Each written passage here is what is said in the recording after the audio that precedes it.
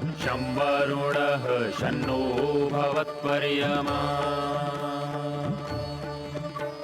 शन्न इन्द्रो बृहस्पतिः शन्नो विष्णुरुक्रमः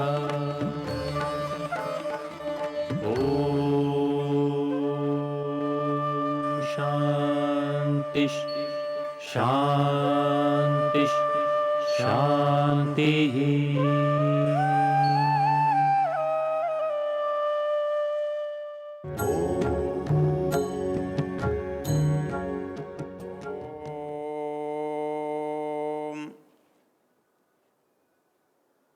हम यजुर्वेद के शिव संकल्प मंत्रों पर विचार कर रहे हैं।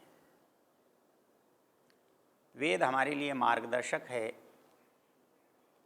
संसार में हमको संसार कैसे लाभप्रद हो सकता है, संसार में हम कैसे सुखी हो सकते हैं, वेद इसको बताता है।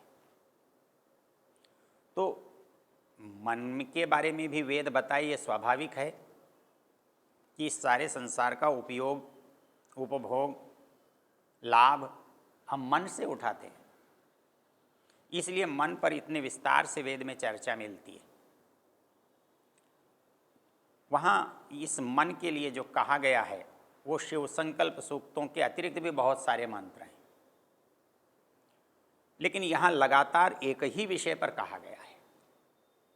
तो इसलिए उसके स्वरूप, उसके कार्य, उसके गुण के बारे में इसमें जाना जा सकता है। इन मंत्रों का ऋषि शिव संकल्प और इन मंत्रों का देवता मन है। तो वेद ने ये संसार कैसे काम में मनुष्य के आता है ये बताना है। तो मनुष्य के लिए ये संसार बना है, जो मनुष्य आत्मा के रूप में इस शरीर में विद्यमान है। तो आत्मा का संसार से संबंध कैसे बनता है और कैसे वह आत्मा इस संसार से लाभ उठाता है, इसमें यदि हम उसके स्वरूप को, उसके अनुक्रम को, उसके एक के बाद एक होने वाली बात को यदि हम जान लें तो हमको उसका उपयोग करना बहुत अच्छा हो जाता है, आसान हो जाता है। हम किसी मशीन को जानते हैं तो उस मशीन का बड़ा अच्छा उपयोग कर लेते हैं। कंप्यूटर बहुत काम की चीज़ है, लेकिन उपयोग नहीं आता तो बेकाम है। हथियार बहुत काम की चीज़ है, लेकिन चलाना नहीं आता तो बेकार है। मोटर है, बहुत अच्छी चीज़ है, लेकिन मालूम नहीं है, खराब हो जाती है तो पता नहीं लगता क्या खराब हो गया है। यदि उसकी जानकारी है तो हमारे लिए बहुत आसान है, हमको चलाना आता है तो बहुत सुविधाजनक है। तो वैसे ही ये संसार हमारे लिए सुविधाजनक हो सकता है, होता है, होना चाहिए। कैसे, इसके बारे में भी हमें जानना होगा। ये संसार में हम और संसार दो चीज़ें हैं। तो जिसको हम कहते हैं, जिसको मैं कहते हैं, जिसको चेतन कहते हैं, वो आत्मा है और बाकी सब संसार है। तो ये संसार और आत्मा का जो जोड़ है, मेल है, योग है, ये बनता कैसे है? यदि ये बात हमारे मन में स्पष्ट हो तो इस संसार का कब क्या उपयोग करना है ये हमारे लिए जानना आसान होगा। अब ये बना हुआ संसार हमारे सामने है, इसको कैसे जाने? जैसा हमने पीछे चर्चा की, जानने के दो उपाय होते हैं। हम आज से पीछे की यात्रा करें और वो यात्रा प्रयोग की होती, कल्पना की होती। जब कल्पना की होती है तो हम उसे दर्शन कहते हैं, जब प्रयोग की होती है तो उसे विज्ञान कहते हैं। और ये दोनों ही उपायों से हम इस संसार को जानते हैं। वर्तमान विज्ञान के उपायों से तो हम संसार के प्रारंभ तक नहीं पहुंच सके, लेकिन बुद्धि और कल्पना के विचारों से हमारे पास पहुंचने के प्रमाण हैं। हम जिन्हें दर्शन कहते हैं, जिससे बौद्धिक हमारी खोज है, जिसके द्वारा हम इस संसार को जानते हैं, उसमें इसका वर्णन है। विज्ञान कब खोज करेगा, कब अंतिम स्थिति पर पहुंचेगा, ये तो समय बताएगा। उस दिन हम देखेंगे कि मन के बारे में जो लोग बुद्धि से बात करते हैं उनसे वास्तविकता में क्या भिन्नता है। लेकिन जो हमारे पास हमारे साहित्य में, दर्शन में, उपनिषदों में मन के बारे में मिलता है, वो भी हमारे लिए पर्याप्त है और हमारे उद्देश्य के लिए बहुत उपयोगी है। जब हम दर्शन की दृष्टि से संसार में बात करते हैं तो हमारे सारे दर्शन, जिन्हें हम वैदिक दर्शन कहते हैं, वो इस सृष्टि की बात को प्रारंभ से आज की ओर लाते हैं, जबकि आज का विज्ञान आज की परिस्थिति से प्रारंभ की ओर खोज करता है। इसलिए हमारे पास सामग्री अधिक कहाँ है जहाँ प्रारंभ से आज तक की बात की गई है। वर्तमान व्यवहार की बात विज्ञान कर रहा है, मन के व्यवहार की बात विज्ञान कर रहा है, मन के कार्यों की बात विज्ञान कर रहा है, लेकिन मन क्या है इसकी बात दर्शन करता है। तो दर्शन का जो प्रारंभ है, जिससे हम आज तक पहुंच सकते हैं, उसको समझना, उस विषय को जानना, उसका नाम है सृष्टिक्रम। अर्थात ये संसार बना, कैसे बना और वर्तमान रूप तक कैसे पहुंचा। ये प्रयोगात्मक आपके पास नहीं है, इस पर विज्ञान ने काम आज की परिस्थिति में नहीं किया है। पहले किया गया होगा, वो आज हमारे पास नहीं है। हमारे पास केवल बौद्धिक स्तर पर है, तार्किक स्तर पर है, दार्शनिक स्तर पर है, और वो हमारे लिए उपयोगी है और हमारे लिए जानना सुविधाजनक भी है। इसमें एक जो सबसे पहली चीज़ है, वो पहली चीज़ ये है कि इसके मूल में एक है या अनेक है। दर्शन में ऐसे पक्ष भी हैं, ऐसे लोग भी हैं जो नहीं से शुरू करते हैं, हम उनकी चर्चा नहीं कर रहे हैं। जो है से शुरू कर रहे हैं, अस्ति से शुरू कर रहे हैं, अस्तित्व से शुरू कर रहे हैं, हम उनकी बात करते हैं। जो है कहने वाले हैं, उनमें ऐसे लोग भी हैं जो कहते हैं एक ही है, उसी का भिन्न भिन्न रूप देखने में आता है, उसके लिए उनके पास प्रमाण भी हैं। ये संसार में जितने अलग अलग अलग पदार्थ दिखाई देते हैं, हम मूल में जाते हैं तो एक ही निकलते हैं। आपने एक ही सोने का कुंडल बना रखा है, एक ही सोने की अंगूठी बना रखी है, एक ही सोने का हार बना रखा है, सोना ही है। ऐसे ही मिट्टी से आप बहुत सारी वस्तुएं बनाते हैं, मिट्टी ही है। चाहे ईंट बना करके आपने मकान बनाया हो और चाहे बर्तन बनाकर घड़ा बनाया हो, ऐसा मानने वाले भी हैं। इसके अतिरिक्त ऐसे मानने वाले भी हैं जो मूल रूप से एक से अधिक चीज़ों को मानते हैं। उनका आधार क्या है? उनका आधार ये है कि जो वस्तु बनी है, कार्य रूप में है, वर्तमान में है, उसके वही लक्षण मूल में भी होने चाहिए।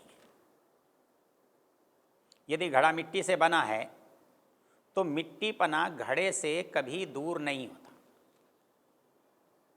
कपड़ा कपास से बना है तो कपास का गुण कपड़े से कभी दूर नहीं होता। लोहे से कोई भी वस्तु बनी है, उसमें लोहे का भाव कभी समाप्त नहीं होता। यहाँ जो संकट आता है वो दो विरोधी बातों के लिए आता है,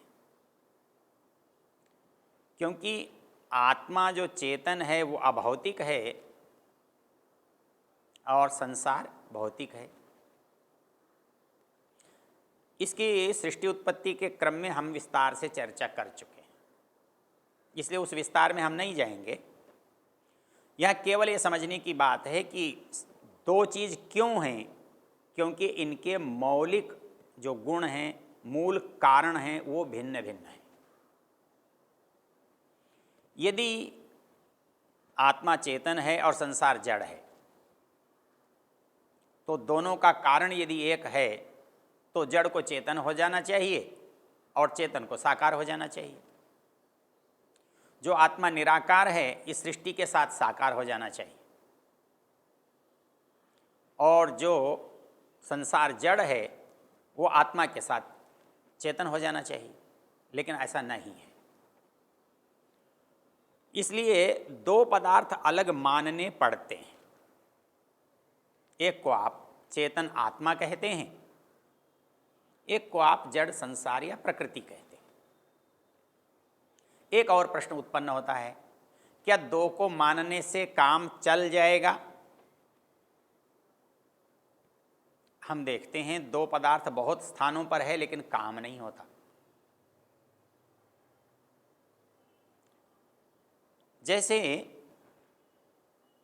एक भोजन का पदार्थ है, एक गेहूं है, वो अपने आप न दलिया बनता है, न आटा बनता है, न बीज बनता है, न पौधा अपने आप बनता है। जब हम उससे कोई चीज़ बनाते हैं तो मनुष्य के द्वारा बनती हुई दिखाई देती है, और जड़ पदार्थ बनती है तो लेकिन जिसके काम में आ रही है उसको बनाते हुए नहीं देखते हम। तो संसार के सारे पदार्थ लगभग ऐसे हैं, वो बन किसी वस्तु से रहे हैं, कोई बना रहा है लेकिन उसका उपयोग वो नहीं कर रहे हैं, वो कोई दूसरा तीसरा कर रहा है। तो फिर इन दोनों में क्या संबंध है? आत्मा और संसार के बीच में क्या संबंध है? आत्मा और संसार के बीच में बनाने का संबंध तो नहीं हो सकता। क्यों नहीं हो सकता? क्योंकि बनी हुई चीज़ बड़ी है, अधिक है, अधिक संख्या में है, और बनाने वाला थोड़ा है, छोटा है, उसके मुकाबले में सूक्ष्म है। तो इसलिए जिसके पास जो सामर्थ्य नहीं है वो उसको नहीं बना सकता। तो एक आत्मा, एक जीवात्मा, एक चेतन इस बड़े संसार को नहीं बना सकता। तो संसार स्वयं बन जाए, ये जड़ में सामर्थ्य नहीं होता, क्योंकि बनाना, करना, कराना ये सब काम चेतन का होता है। तो इन दोनों के बीच में एक तीसरी जो सत्ता उभर कर आती है वो हम परमात्मा कहते हैं, परमेश्वर कहते हैं, उसको भगवान कहते हैं, ब्रह्म कहते हैं। यहाँ से यदि इस संसार की हम यात्रा शुरू करते हैं, इनको प्रारंभ मानते हैं, इनको मूल मानते हैं, इनको पृथक पृथक मानते हैं, तो ये संसार हमारे लिए सहज समझ में आ जाता है। और इसी को त्रैतवाद कहते हैं। तीन चीज़ों को अलग अलग पहले से मानना। तीन चीज़ें कभी उत्पन्न नहीं हुई, कभी उत्पन्न होंगी नहीं, इनको कोई उत्पन्न कर नहीं सकता, ये सदा से ही अपने रूप में हैं। क्योंकि दौड़ जहाँ भी शुरू होगी तो किसी केंद्र बिंदु से शुरू होगी, उससे पहले आप जाएंगे तो फिर बिंदु बनाना पड़ेगा, नहीं तो दौड़ कभी प्रारंभ नहीं होगी, संसार कभी शुरू नहीं होगा। संसार शुरू ही नहीं, चल रहा है, और आज से नहीं, लाखों वर्षों से, करोड़ों वर्षों से चल रहा है। तो इसका निश्चित प्रारंभ जिन पदार्थों से हुआ होगा वो होंगे, और उनको आज भी हम देख सकते हैं, संसार में दिखाई देते हैं। तो पहली चीज़ है तीन, एक है जीवात्मा, एक है प्रकृति, और एक है परमात्मा ईश्वर। और तीनों के बीच में जो संबंध है ये संसार है। तीनों के बीच में जो संबंध है वो शरीर के रूप में है। तीनों के रूप में जो संबंध है ये सारी गति हम देख रहे हैं वो है, हमारे सारे विषय हैं। तो इसमें किसकी कैसे भूमिका बनती है, कैसे व्यवस्था बनती है, तो समझ में आता है संसार उपभोग की वस्तु है, जीवात्मा भोक्ता या उपभोक्ता है। तो इन दोनों की योग या दोनों को जोड़ने की बात करने वाला परमात्मा है। तो यहाँ से उस सृष्टि क्रम का या प्रकृति का प्रारंभ होता है। तो इस संसार में जीवात्मा को संसार से जोड़ने का काम परमात्मा ने प्रकृति बनाकर किया। कैसे जोड़ा? तो प्रकृति जिस रूप में थी उस रूप में तो जोड़ नहीं सकता था। तो बदलाव किस में हो सकता है, जीवात्मा में या प्रकृति में? जीवात्मा में परिवर्तन नहीं हो सकता, क्योंकि वो स्वरूप से अनादि है, स्वरूप से एक जैसा है, शुद्ध है, चैतन्य है। परमात्मा में बदलाव नहीं हो सकता, तो बदलने वाली एक वस्तु है प्रकृति, बदलने वाली एक वस्तु है संसार। तो इसको ही बदलकर जीवात्मा के अनुकूल बनाया गया है। इसको बदले बिना ये काम में नहीं आ सकती थी। तो इसका जो बदलना है यही संसार है। इसका संसार बनना ही आत्मा के लिए उपयोगी है। ये आत्मा के निकट कैसे आया, इसके कौन से बदलाव से आत्मा में और इसमें मेल हुआ, क्योंकि अंतिम परिस्थिति में प्रकृति मूल रूप में अलग है। अंतिम रूप में जीवात्मा अपने स्वरूप में स्थित है, परमात्मा अंतिम रूप में अपने स्वरूप में स्थित है। उसमें बदलाव की संभावना नहीं है, उसमें बदलाव की आवश्यकता भी नहीं है। आवश्यकता संभावना जीवात्मा में स्वरूप में तो है नहीं, लेकिन आवश्यकता में है। तो उस आवश्यकता को पूरा व्यवस्थापक के नाते परमात्मा करता है और व्यवस्था के नाते प्रकृति करती है। प्रकृति जड़ होने से स्वयं कुछ नहीं बनती, स्वयं कुछ बन नहीं सकती। तो परमेश्वर की व्यवस्था से प्रकृति में परिवर्तन होता है। तो ये जो परिवर्तन है, ये परिवर्तन कहाँ आकर आत्मा को अपने साथ जोड़ता है। यदि ये समझ में आ जाए तो हमारे साथ मन का क्या संबंध है, हमारे साथ भौतिक पदार्थों का क्या संबंध है, कौन सा पदार्थ हमसे कितनी दूरी पर है, ये बात हमारी समझ में बहुत आसानी से आ सकती है।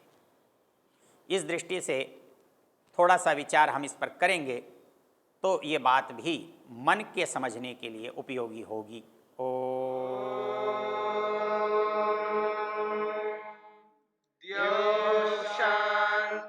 शांतिरंतरिक्षं शांतिर्पृथिवी शांतिरापः शांतिरोषधयः शांतिः वनस्पतयः शांतिर्विश्वे देवा शांतिर्ब्रह्म शांति सर्वं शांति शांतिरेव शांति क्षमा शांतिरेधि।